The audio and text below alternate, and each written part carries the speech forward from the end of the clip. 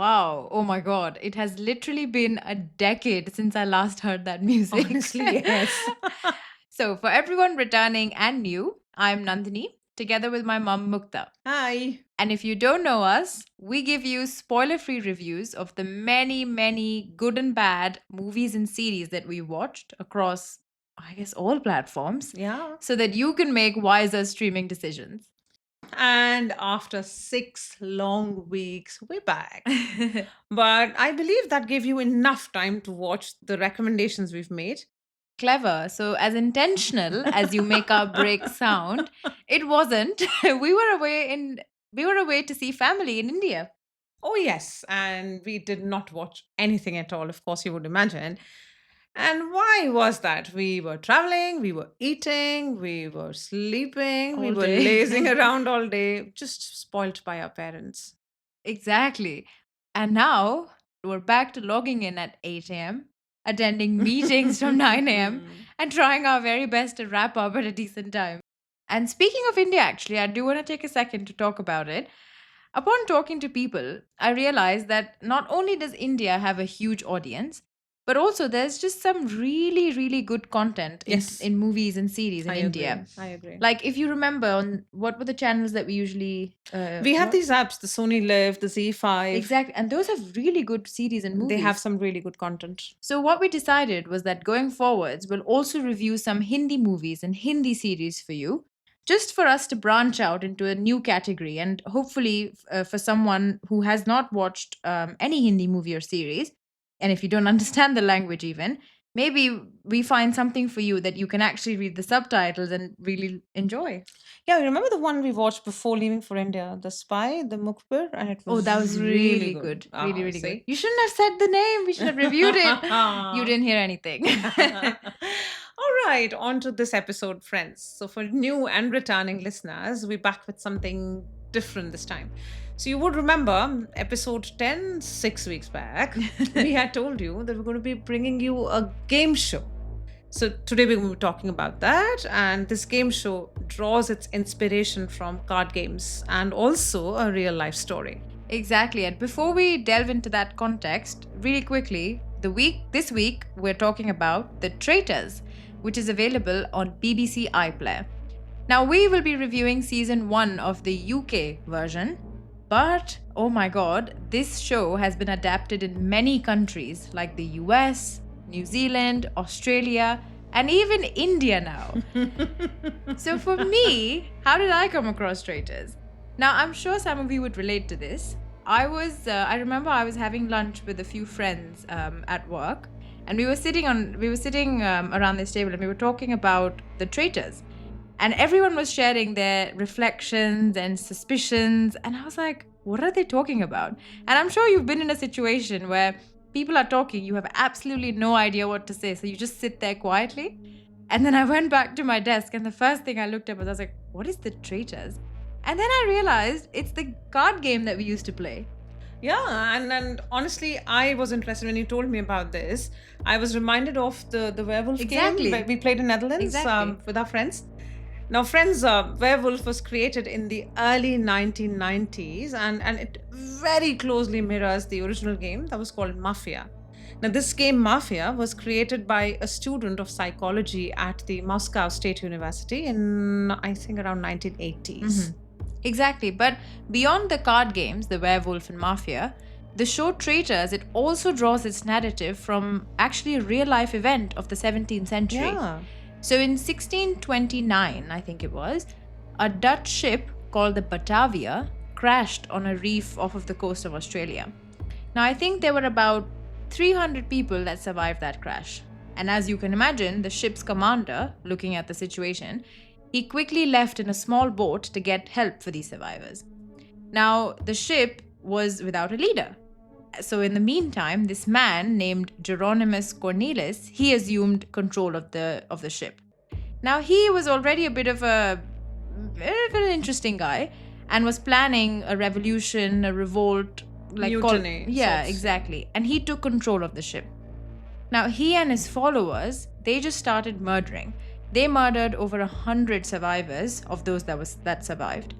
Some of them they killed because they wanted to reduce the group size, and others because they wanted to get control of the ship. And as you would imagine, he killed off anyone that he saw as a threat to his control, to his powers, or even those who he thought would be consuming the limited resources he would need for his supporters and himself. So, of course, no mercy for anyone. So, eventually, this guy Geronimus, he was executed. And it was this real event, based on hidden motives, trust, betrayal, group fear, this is what inspired the Traitors. And the series creator, Mark Boss, he says he read about the Batavia and he saw this as a psychological game, wherein who would you trust when the danger is literally coming from within a group? Exactly, and this is the theme that The Traitors, the show, is based on.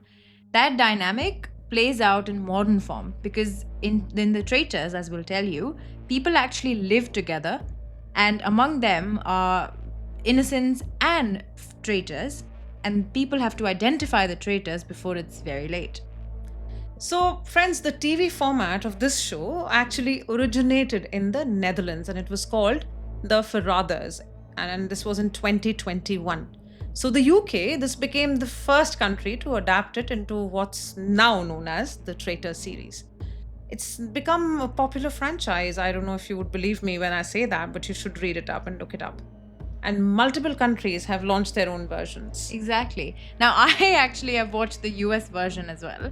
And I think not all of it, but parts of the Indian one because of the reels on Instagram.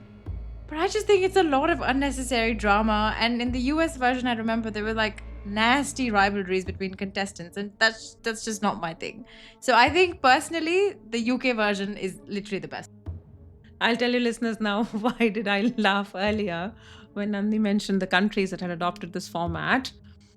She mentioned India, and I knew that Karan Johar, a lot of you would know him. He is the one hosting this show in India.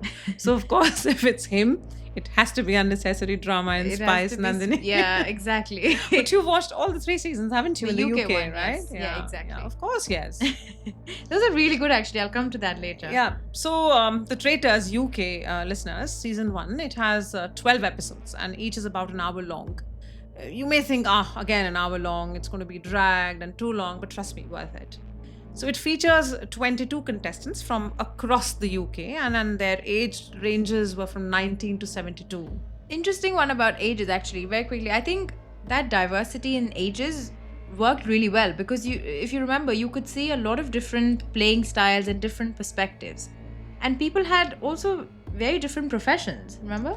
Right, from university students to real estate agents to comedians. Exactly, and all of them were brought together, these 22 of them, in the Scottish Highlands, which was beautiful.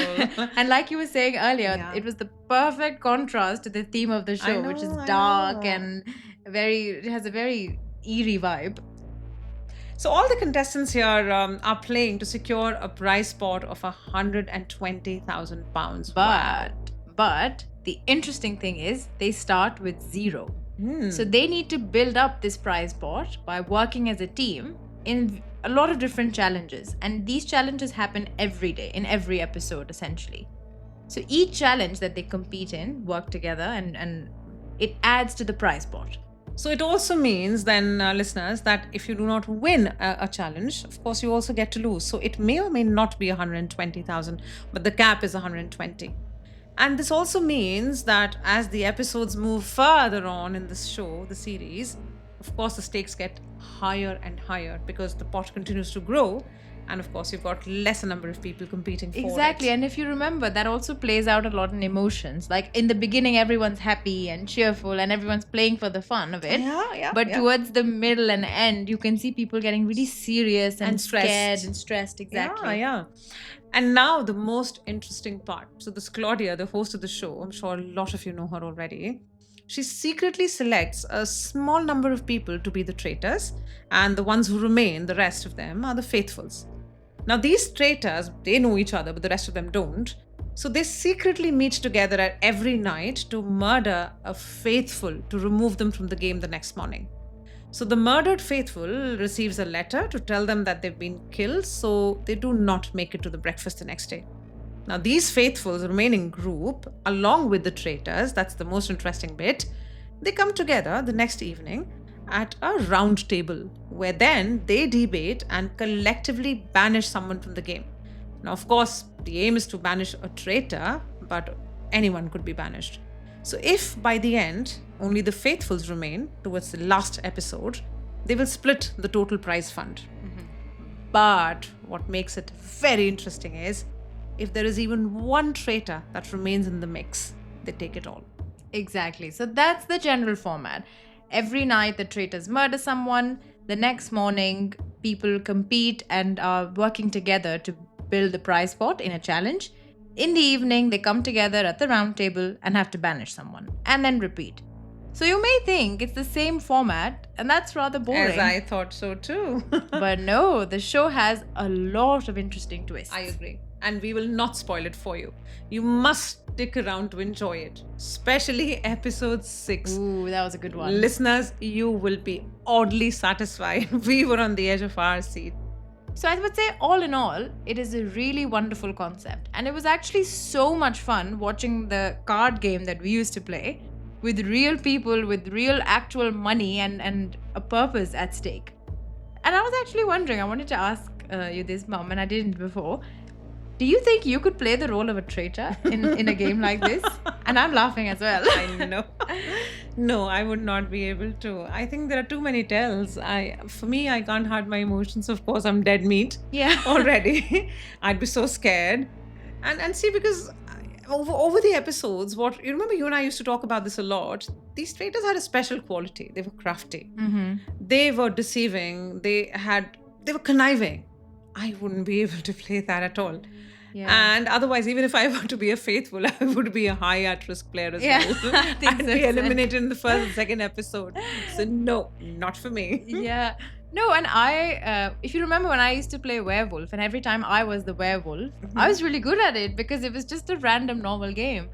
And I was like, okay, I would love to be a traitor in this game. But as I watched this, I realized I don't think I could deal with the guilt of being a traitor. Now, if you remember, some of the people here, they were actually here for really good causes. I remember one lady, she didn't have an arm, so she wanted money for treatment. There's another guy, he was trying to collect the down payment to buy his mom a house. So those are really pure and good causes, and I don't think I could deal with the guilt of murdering someone like that for my own cause. For me, I just don't think I could. I think the guilt would have eaten me. I know, and I was also thinking, in real life, such people could be very dangerous, right? What I also realized, listeners, and I'd love to share this with you, though you may agree to disagree as well. But money can actually make you do anything, even make you lose your emotions, lose your compassion for people. Exactly. No, but I want to go back to what you said, right? That such people can be dangerous. I agree that the way they played was like really scheming, crafty. I don't think they are necessarily bad people. Like, if you think about it, it is a game at the end of the day. And you are trying to do your best with whatever role you're given, whether that's traitor, faithful, whatever. And if you remember, we do see a few of the traitors actually breaking down when they have to murder someone Yeah, sweet, I someone remember. with a good cause. Mhm. And so you can tell, like, at least for some of them, it does weigh on them, this role. Yeah, so let me be the one agreeing to disagree. But yeah, this is another perspective, Nandini. And Yeah. all right. All right, the rating. I would give the series a solid 9. I think I agree with that as well. I would give it a 9, solid 9. I think the only sort of area I would take off a mark, sound like an examiner. If I were to deduct a mark, ruthless one. yeah, I think the only negative thing for me was that I know you said episode was about an hour long, which is not too long. I do think still like it could be shortened. Like if you remember, the breakfast each morning was just so long every time. It was a slow really burn. dragged. Yeah, it And I was like, this is a bit unnecessary. Like, you don't have to stretch the breakfast for that long. For me, why did I take a mark off is the challenges. See, some of them were really interesting, very adventurous, and they really helped each other, the group there, learn a lot about each other. And maybe gather some information that can be helpful for the roundtable. You remember some of the faithfuls or some of the traitors were evicted or banished because of what they had discussed during the challenges or what they had challenges, exactly. seen as Yeah. reactions. Yeah. But I still think some of the challenges there were forfeited, like the music and the bell. Oh, that was I so literally, childish. That was it not did not good. have any meaning behind I it. agree. I agree. But I think, yeah, I think both of us agree that it was a really wonderful concept. I think, and I just want to take a quick second to talk about the production quality as well. We talked about it a lot. I Hmm. think it created a great sort of sinister, suspense-ish vibe. And if you remember the owls, Oh the yeah, cloaks, the lanterns, everything created that atmosphere that really hooked I you. love the cloaks and the lanterns, to be honest. And then you And don't want to be a traitor. Why? I only like to watch it. And if we talk numbers, listeners, this show had over 34 million streams on BBC iPlayer. And that made this show one of the most streamed new shows of the year at BBC. You wouldn't believe by the finale of season one, the show had become a breakout hit. Viewers were obsessively discussing theories, suspects, they were reacting to the show twists each week. It actually had become somewhat of a cultural phenomenon. Mm, exactly. And it was because of this growing popularity that you mentioned that BBC actually renewed the show for a second season just 2 months later.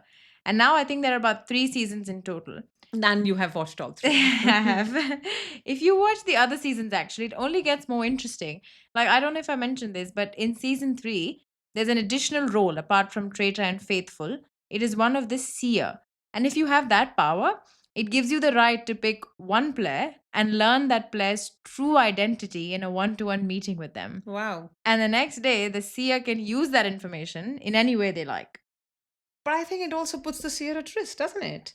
Yes, but the interesting thing was they Uh-huh. introduced the role of the seer, that power, only in the, I think, the penultimate or the last challenge, so that they could not be murdered the next That was day. a spoiler, Nandini. All right, so that's it for our spoiler-free review of the Traitors before Nandini starts giving it away. Before I convince you to watch it and give you everything.